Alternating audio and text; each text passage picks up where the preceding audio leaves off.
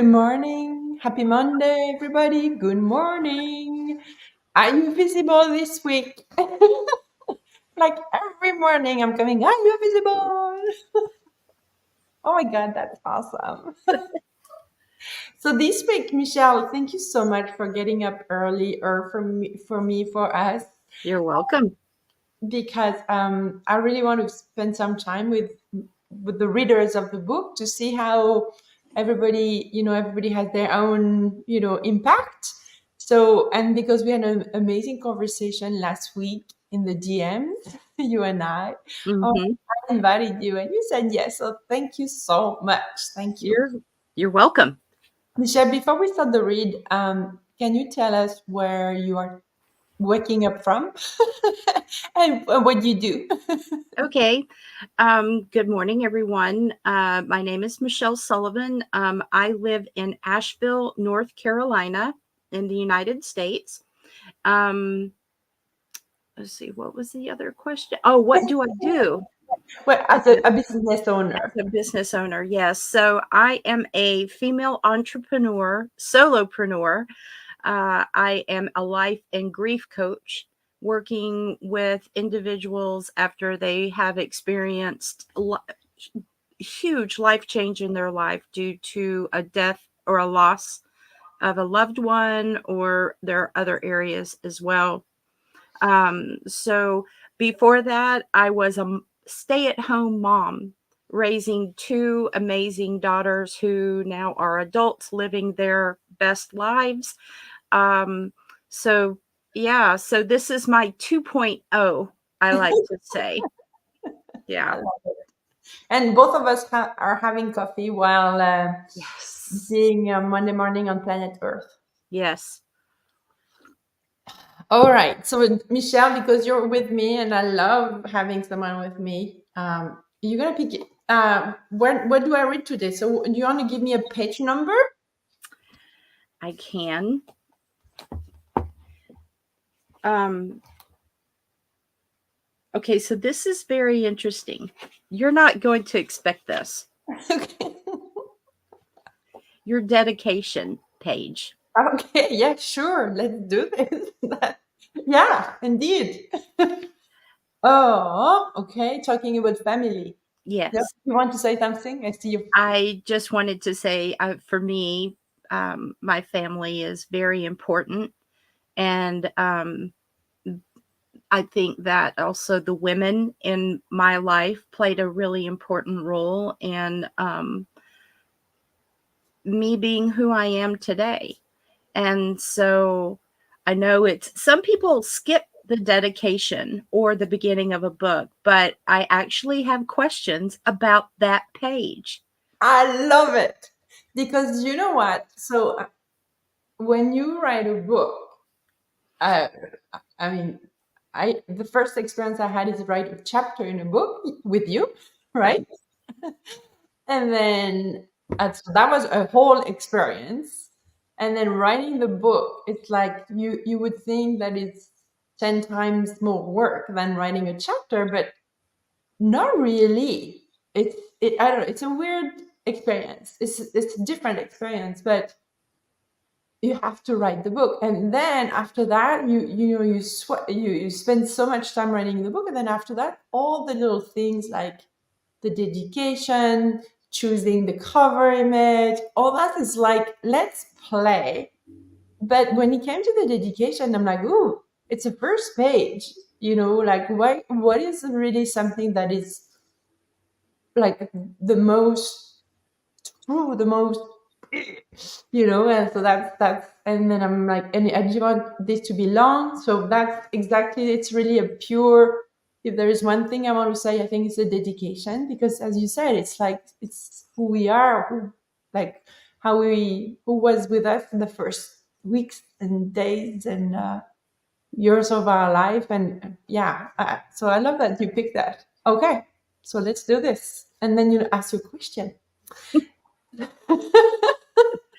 So dedication. So I would like to dedicate this book to the team behind me at home in Canada, in the United States, in France, and in the heavens. All my coaches, business collaborators, friends, colleagues, and loved ones who supported me every day during this journey their own ways.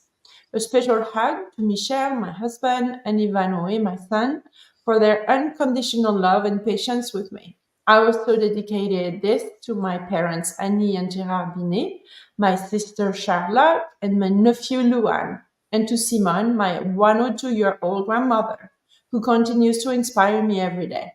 She wears lipstick, sings, and dances during family parties, and still enjoys what we both love, champagne, to celebrate la joie de vivre. That's it. Yeah. So I am very curious about your grandmother, Simone. Yeah, she's one of a kind. Yeah. And I was I was thinking of her last night because of the all the commemoration right now in France, the D-Day and other things. And I'm like, and then my grandfathers are gone, but I'm like, I haven't talked to her and I haven't talked to my parents this weekend, but I'm just wondering if if she still follow that is because I know like she was always talking about that, but yeah. So what do you want to know about my grandmother?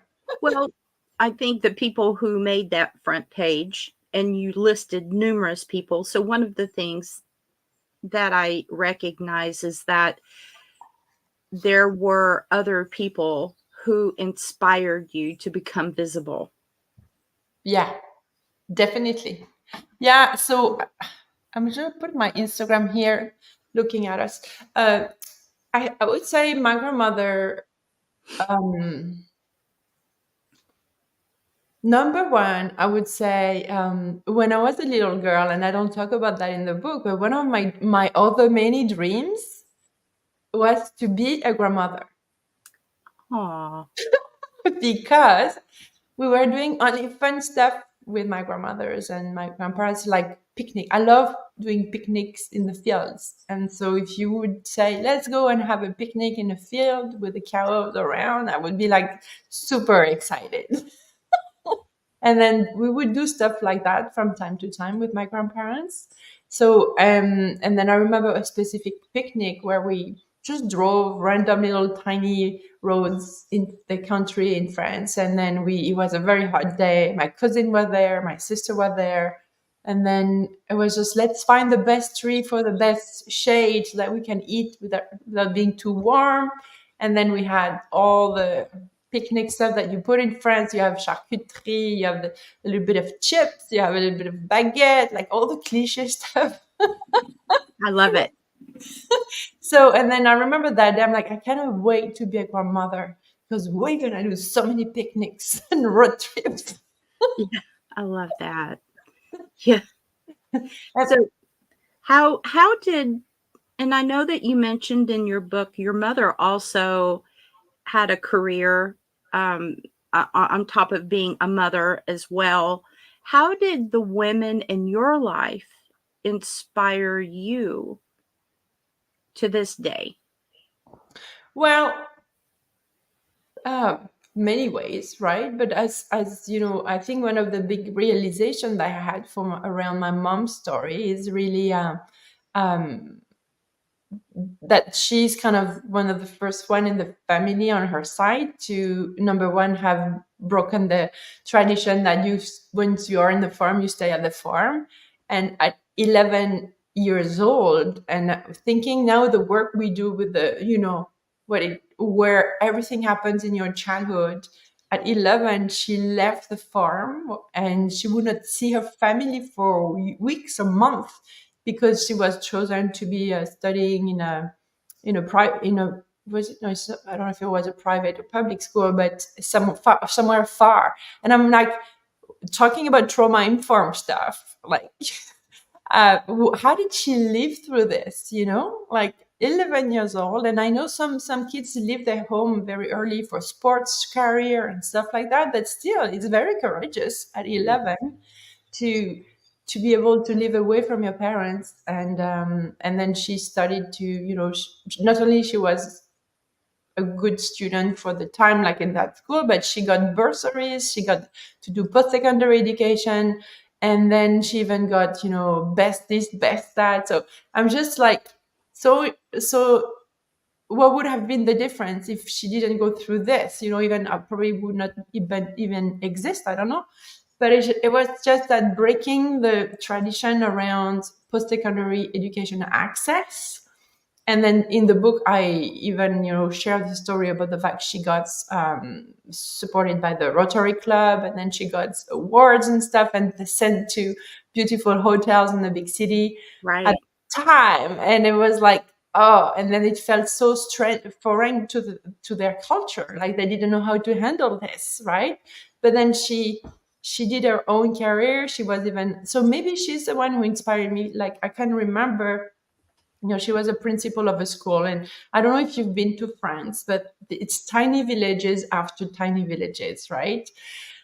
And then the school was maybe 20 minutes from the farm, but she would leave at 9 p.m. at night, or 8 p.m. to host meeting with the parents or the teachers, and she would come back, and I could hear the story the next day about, some drama happened, like running a school, like you can just imagine how it's.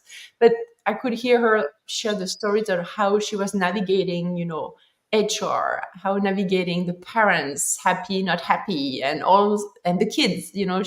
Her passion is with the kids. So I think she's one of the model of how to lead. And when I look back, like, the fear of showing up, and she was very like clear when she was speaking, and she had conviction. My mom talked with a lot of conviction, and that is something. And then on the other side, I had my dad, who was offered position in the farm world to be a leader of some groups. He would not want to do this because he was saying, like, I'm too shy to talk. So I had two parents who were like, one was like super like public oriented, and the other one was like, let me alone in my field. you know? And but at the same time, what my dad taught me is entrepreneurship, and that I didn't realize until I moved to Canada. Because when you are a farmer, number one, you're alone most of the time. You are literally going in the field to see if the thing grows, and then you're dependent on the weather. And then if the weather is good, great. And then even when the weather is good, you have to nurture, you have to make sure that everything, water everything all the time. And then harvest time is here. So it's like when we launch or we have programs, the harvest time is here. Does it pay the bill? Does it enough to reinvest in the business so that you can get the best machine the next year, so that you can harvest faster before the rain comes? All those strategic decisions that you always have to do as an entrepreneur. Mm-hmm. Well, both my parents, I would say, were models that way. Without we don't say it that way when it happened, but looking back, it's very clear. Yeah. Yeah. Thank you so much for sharing that. That is so beautiful. And I I knew that those key figures in your life, early in your life, had to have left some sort of impression on you by the way they just lived their lives, Mhm. and you're observing it and thinking about what you want going in the future. And so in reading your story, I see where that came from, where you were influenced at a young age. And I cannot imagine your mother going away at such a young age. She had plans, didn't she? Whether she realized it or not. Yeah, like that part, I don't know how it was. Like that's, I think, once. So I'm working on getting the book translating into French because I want them to be able to read it, right? Because I don't speak English enough to understand in English. And yeah, I'm sure we're gonna have conversation around. It's gonna bring back memories to her as well. But I would love to hear more about how it was discussed in the kitchen. you Right. know when they decided we're gonna send her away, Yes. what was the was there a conversation? I don't know. I don't know. Right. Yeah. Yeah. So Mhm. we benefit from our ancestors. We learn, our ancestors going back 1, 2, or 10, 20, 30, 40, 50 years. We benefit from our ancestors, and their experience shapes how the next generation lives and moves forward. So I think that's beautiful. Do you have someone in mind in your current family that was you've seen now that she was a big or he was a big influence on you? Yes, yes, I do. Actually, both of my grandmothers, my maternal and paternal grandmothers, were women who they grew up in a time, which I'm sure your grandmother, I know your grandmother definitely did, where women didn't have the platform to be known or seen as an entrepreneur or even as a strong woman, and that there was the reliance on men to provide. Both of my grandmothers were strong women, and especially my maternal grandmother, who was in a difficult marriage, and raised her two children separate from her husband, and she chose to leave because he at the time was not a very fit partner. And so she also worked many jobs and sent money back to her mother in Puerto Rico in order for her, so she was always looking after her family. So And you're Puerto Rican? I am. Oh my God, I didn't know that. Look You at that. didn't? I just Yeah. love it. Yeah, I'm part Puerto Rican. Oh wow. Mhm. That's So, the dance in you. oh yeah, that's where the sass comes from for sure.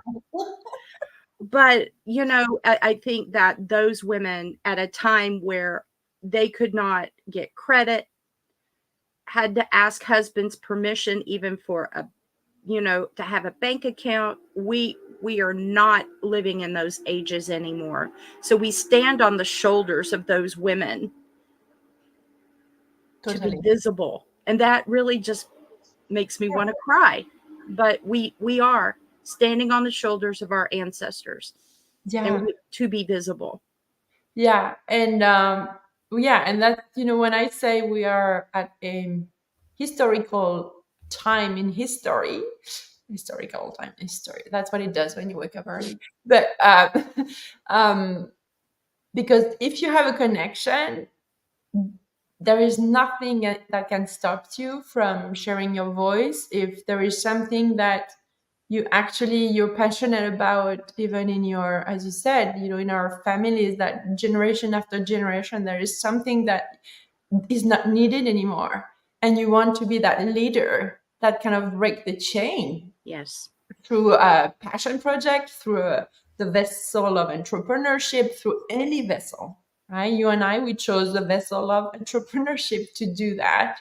But there is so many other ways, and you can use those tools we have. Like today, what does it cost us to buy the phone and have the phone connection, right? That we pay every month. But outside of that, we can use it as many times we want. We could stay all day here, Yes, Michelle. we could. But it is so incredible because this is like visibility tools like never before. And then so we can choose to focus on the fact that it's, not healthy, that it can, all the things you hear about the damage of the online world versus all the beautiful things you can do with it. And it does. So you choose, right, what you want to Yes. focus on. Yeah. And personally, I choose to use it to really impact more women, to let them know that if you have an idea that lands, or even if you're already an entrepreneur, you have ideas that land in your heart, they are here for a reason. Hmm. Not random. They're not Right. like, so how can you use an idea and use those tools to make it happen? Right? That's what I call dreams. It becomes a dream to me. So, yeah. So, Michelle, um, tell me, like, when we had our discussions, what are the maybe one or two passages, like moments in the book that really talk to you? Yeah, I actually already have one pulled up. Again, it's at the beginning of the book. Um, it is, well, so I wanted to show you. Oh my God, they're so cool. Yeah, these are my roller skates. They're Moxies. They're Um, beautiful. Gorgeous green suede. So I also I grew up roller skating and always wanted to own my own pair of roller skates. And so 2 years ago, I decided to buy myself a pair of skates, and I bought the skates. I mean, these are a lot prettier than what you would get at a skating rink. So I resonated with your rollerblading analogy because I did try on a lot of different skates, and these are the old school skates, and they felt the best on my feet. They look beautiful. I Oh, love I it. love wearing them, and I coordinate my skating outfit also. So, so, uh, so yeah, so I resonated with that. But it's this where you said, fast forward 25 years, and here's a little confession. I'm still no rollerblading prodigy, but here's the kicker.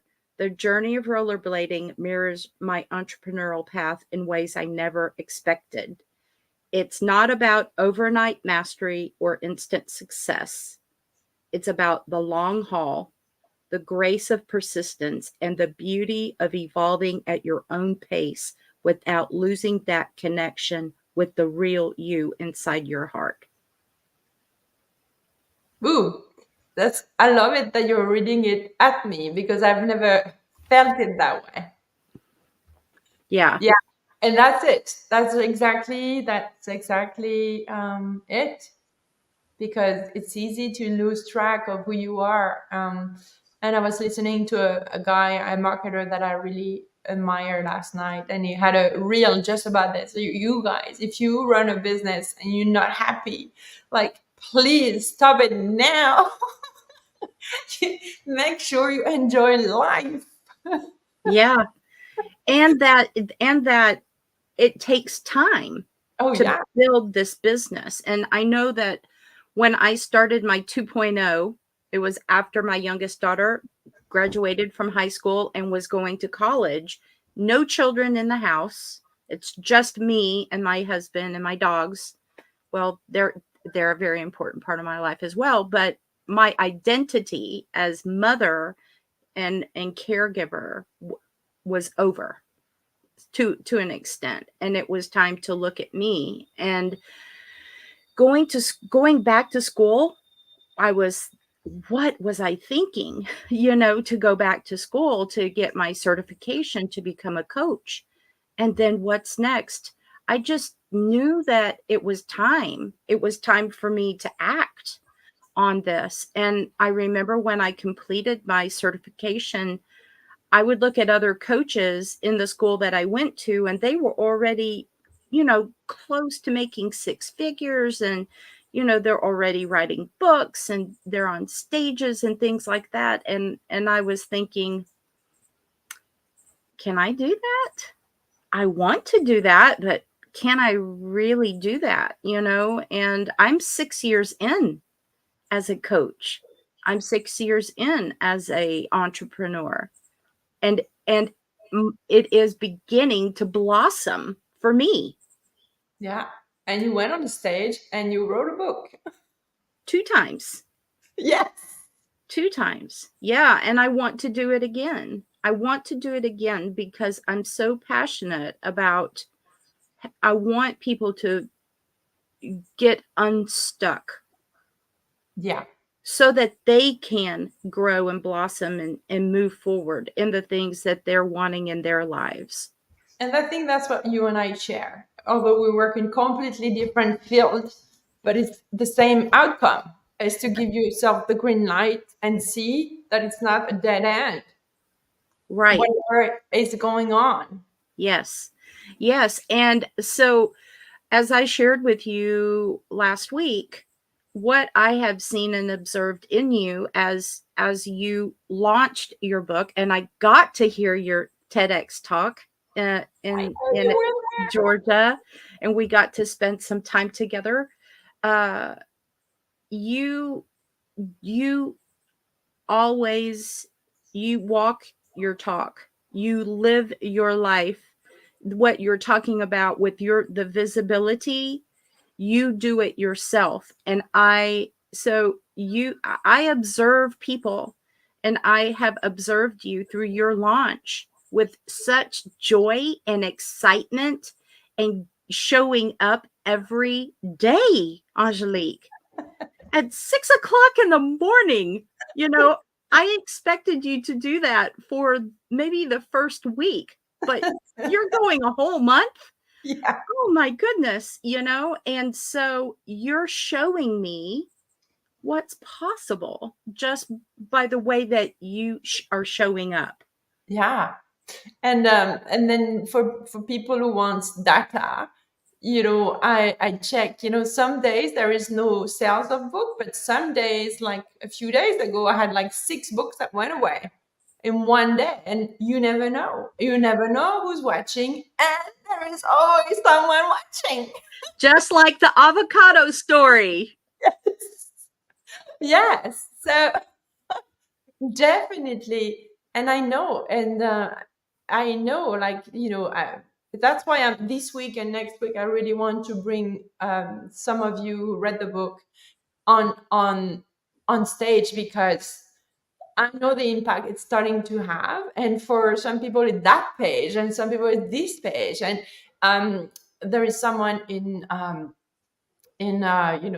Africa who told me that there is no Amazon, and I think she's gonna come as well as a guest. Yeah, there's no Amazon yet in Africa, in her country, but she's getting pieces here and there from the live and everything. And she said that it already impacted her. That seeing me showing up like this with my book, that she was a little discouraged about her project, because when you launch a project, there is some ups and downs, right? And she said, no, you got me going because of the book. And I'm like, yes, that's exactly why we do what we do, right? Right. Yes. So I'm not gonna stop, I'm gonna Yeah. keep going. Yeah. So, I shared with you that I felt like that this book was really an appetizer. Yes, I love it. You made me laugh. I used it in a post already. I'm like, what's an appetizer? This is an appetizer to the more knowledge, the experience that you have, and you are sharing with all of us. It's a gift what you're sharing with us, those of us who get your book in our hands. And I really love the let me see, what is it called? Hang on. You're crafting your vision. So every crafting your vision that you have at the end of each chapter is such a nugget of rich wisdom, that it's almost like Angelique is saying, okay, take my hand, let's go here, you know, let's take these little steps together.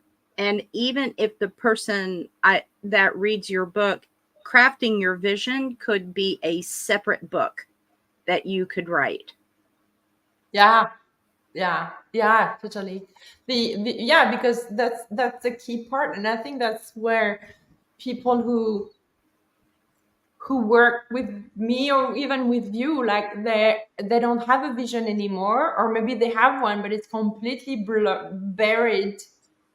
And then, so I think the number one job we have to do, not have to, but we get to do, is to really reconnect with that vision. And then, if even update the vision, because as we get older, we realize that we can have it all. We've been limiting ourselves because of Yes. past experiences, belief, and everything. So the vision is key, and that's why in the book it's about crafting your vision, nourishing your vision, and then financing your vision. Because whatever your vision is, if it's in the world of entrepreneurship, you will need cash to fund that vision. So you cannot hide and not sell anything, because you need to heal that money story. You need to heal that not enough story. You need to heal that I don't belong story. All those stories that I am part of, you know. Yes. That's why it's so important to anchor that in your vision so that it can become alive. Yeah, and it's so interesting that you bring that up, because this was something else that I pulled out of your book. That there's the different parts of you, the current you, the past you, and your highest self. That you need all three of them to become visible. Yes. And Yeah. so having that conversation and meeting those different parts of yourself so that you can become visible. And also visibility marketing, and this came from page 11, just as in life, is a journey of shedding the past identity and stepping into a new realm of possibilities and trust in yourself. Yeah. And so it's so interesting, because I think before thinking about marketing, I would have never thought I that I would think that it was something that I do instead of someone who I am. But Yeah. what I gather, what I understand from what you've written, is that visibility marketing is about you, It's about who you be, who you are when who you do. you are. Yeah. Hmm. And it's all about where you're coming from. So are you coming from a place of I'm gonna do my marketing, but it's probably gonna won't work because I'm not a techie, because I don't know how to do, because I all the things we hear and say, or are you coming from a place of even if I don't know what I'm doing, I'm just gonna do it. I'm gonna tell people how I can help them, and I'm gonna tell them that I'm gonna invite them to my program. It's for me, it's in my stomach, but I bet all of you watching us today, when you post, before you push the button or even write the copy, check with your body, where are you coming from? Are you coming from, I have to post today, or man, I'm posting this, but nobody gonna want it?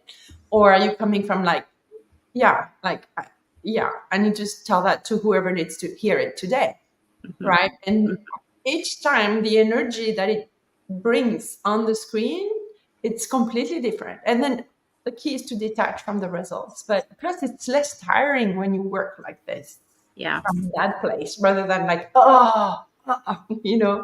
Right. Yeah. I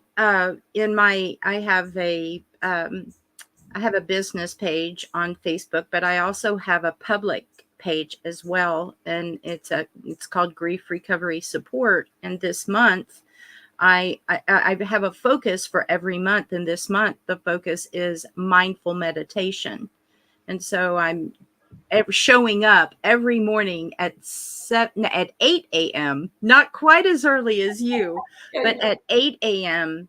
to talk about a little bit about the benefits of meditating, and then do a short meditation with yeah, them. So there's a I go, you go type of thing. So even with that platform, I'm showing up every day and walking people through. And I don't, like you, I don't know who's watching.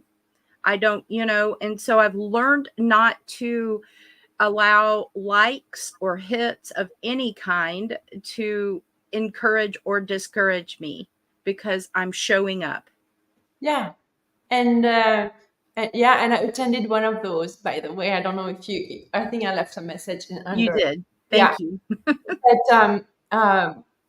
it's, I'm not saying don't look at your metrics in your business. It's not the message, but it will check on social media especially. And a lot of people who are watching won't do anything, and they won't even comment or like, and you won't know. But you can be sure that there is someone who is receiving fully, and then oh, are you good? No, yeah, my dog, she She Okay. did something. I'm like, it's not your cup of coffee that fell on the No, floor. it was my dog. And then, so yeah, and then even when I look at my clientele, a lot of my clients never said a word on social media.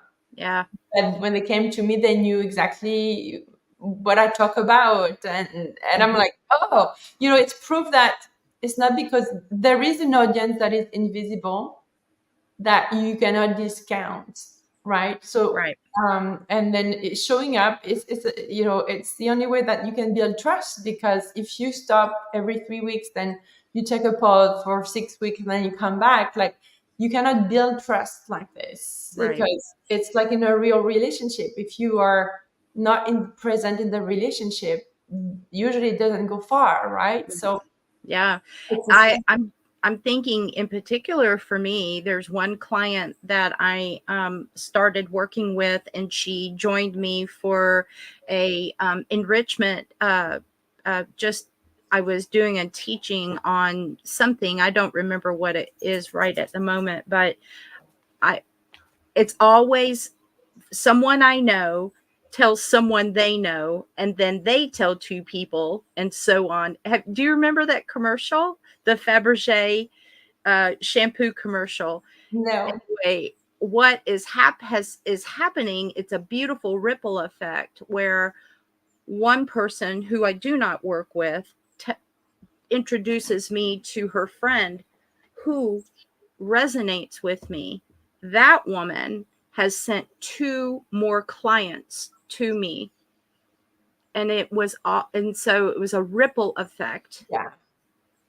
and Yeah. it really was just because I'm showing up authentic and offering support in a very difficult topic.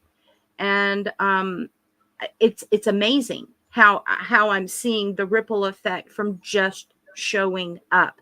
So it's convinced me, keep going, Yes. keep showing up, keep being Yes. visible, and working on that inner self at the same time. So I still have doubts. I still have things. I mean, if I'm honest, even just yesterday, I was thinking, are you really going to do anything with this? You should just quit. I mean, my mind said that to me yesterday. You should just quit. And I thought, but I don't want to. Yeah. I don't want to quit. This is important work that I'm doing, and I love it. Yeah, I know. Our mind is beautiful, especially when we are in a growth edge. Yeah, and that's why it's important to learn how to use your mind and body and nervous system and all of those beautiful tools that we now have, you and I, Yes. because we've been in masterminds together, in programs together. That's why I refer to this. Uh, Michelle, before I let you go, could you? I want to give you some space to explain you who you serve in what context, and then how do you serve them. Who I serve, I would say I serve women who have experienced, really, my ideal client are women who have lost loved ones, children, spouses, um, parents, and they are so heartbroken, and they really don't think that they can move forward, and they're angry and they're angry at God.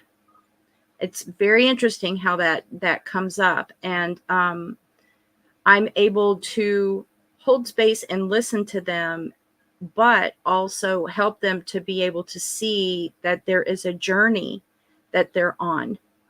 And I say this often, that there's not a finish line to heal. There's not a finish line to grief, but there's a starting line to healing. Mm.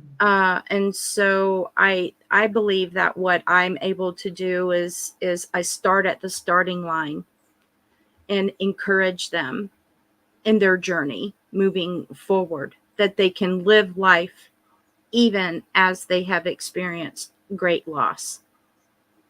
That's beautiful. Yeah. And how do I do it? Well, I have two ways that well, there's several ways that I do it. I show up in a public platform like Instagram and Facebook, and that is my casting my net, at least socially. I also, here in the area where I live, I'm a part of a business networking groups, and so I show up in public as well in person. Um, I have an office here, so I can work with people virtually or in face to face in my office space. I coach people through something called the Grief Recovery Method, which is a 7 week program that helps people learn how to. It helps them to be able to learn how to take care of the unfinished business that goes along with a death or a divorce, anything that life has ended. I help them to be able to identify the pain points in their life and to seek apologies, forgiveness, or significant emotional statements. So the work that my client does, they don't and go and confront or talk to an individual. It's the forgiveness from inside. It's the unfinished business that is inside, so that they can live their life released from that pain and to move forward. So that is one thing that I do when I'm working with a client, if it's for short term or long term. That's the first thing I want to teach them. The second grief roadmap coaching program that I offers that grief recovery work and going forward, what it is that they want. And many times when people are in grief or loss, they've lost so much that they actually stop living. They're not taking care of themselves. They don't see any bright future for them. They think that even sometimes that since they've lost this individual, that they don't shouldn't live anymore because that person's not alive. And I'm there to show them that that's not true, and how you can hold pain, grief, and life in the same hands. Grief and living, you can hold it and move forward. It's a very emotional, very deep kind of work, but I'm very passionate about it. You are, and we are so lucky to have you. So Oh, thank you. if what Michelle tells you is like, oh my God, I need Michelle, or you know someone who needs Michelle, you just see her name here, Michelle Sullivan, and then you reach out on Facebook, right? Yes, yes, Don't make it complicated. Just reach out. That's absolutely. part of being Yeah, people, reaching out, asking questions. and I'm always there. I'm happy to answer questions for people. And the thing I think, like what you have showed me, is that the beauty of you, it's very natural to talk about the work that you do, and you invite, there's no sales pitch here. It is, I truly want to help you to begin to get on this path to growth and clarity. And even though you're going through difficult things, you can still begin to move forward. I've done it, and I will continue to lose people and lose animals, and I'm going to lose things in my life as well. And I don't think we're prepared to know how to move forward. And so here I am, shining my light, not Yeah, saying and I love this. I know a way. Yes, because this is what we are. We are a lighthouse for people, lighthouses, right? So Yes. different people need different lighthouses in their career, private life, and that's, if your lighthouse is off, there is no more like in the dark, the going Yeah. like this. then people cannot see you, right? Yeah. And then they're going to miss the harbor that could have just brought food and water to them if they were lost at sea, Yeah. right? Absolutely. And I remember one of the greatest compliments that I ever received in working with a client. And she said, "You were someone I didn't even know I needed." Yeah, that's very common because when you're in it, like you're like you don't see it, right? That's why Right. it's beautiful to have coaches and guides and healers, and that's that's another message in the book. Like we need a tribe, an army of people around us to support us, and it may sound like maybe you can fancy that, but I bet to all of you that you have those people around you in your life, and the thing that is stopping you is to ask for help. Yes. Yeah. Yes. And that was something that I really struggled with because I thought I need to figure it out on my own. And I think really it was probably my pride. Yeah, If probably. I'm honest, if I'm really honest, it was my pride. Well, I there's a lot of shame and guilt around, who like, as well, like, well, because usually when you ask something for help, is that because you have to say that you don't know and being comfortable with that. And I think that's the work that you and I have been doing, learning to be uncomfortable so that we can grow. Because if you want to stay comfortable, there is nothing new coming at you, right. right? Yes. So yeah, I call those people marked door openers, or they have some keys that have some certain keys that are going to open the next door, right? Yes. Yes. Yeah. Yeah. Yeah. And and that door can open up the most beautiful next chapter of your life that you had no idea was there.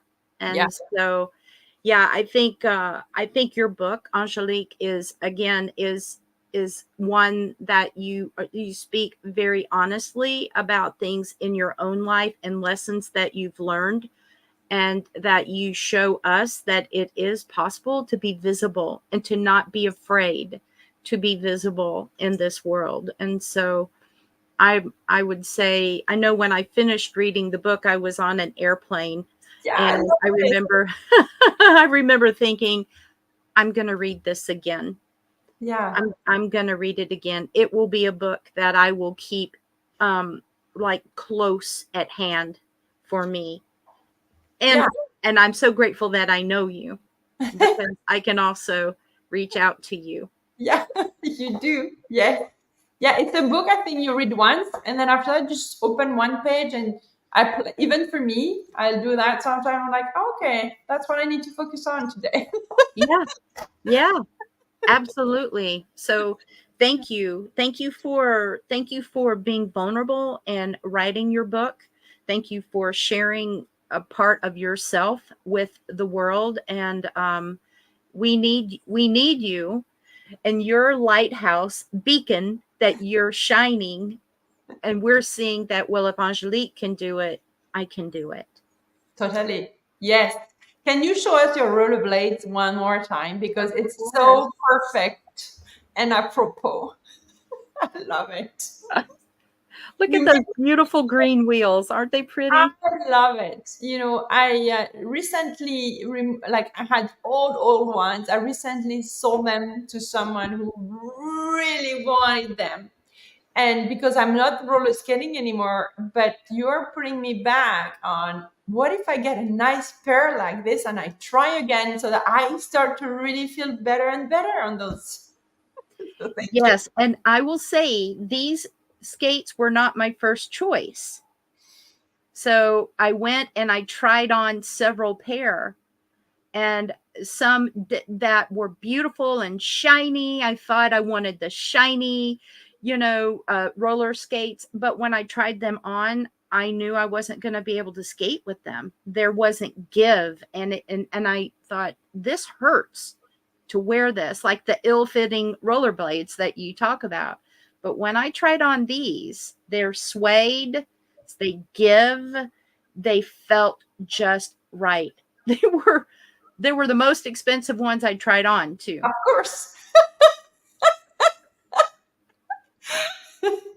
Oh, but they're so special. Oh, They are special, and it's been raining so much here.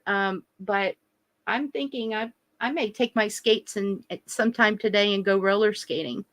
yeah, and that's so that was your speech last year when we were at Behind the Power about bringing back more levity in your life, play more. Yes, And I love this because that's what you do. I remember some posts or is that or video. yes, Here's videos of Michelle. me roller skating, Yes, this is and inspiring.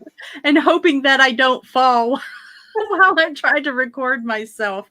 But yeah, and the music, I mean, just the way that I feel when I'm on my bicycle, when I'm riding, when I'm roller skating, when I'm playing, there it's just glee, joyful, and I want to embrace that in the work that I do as well.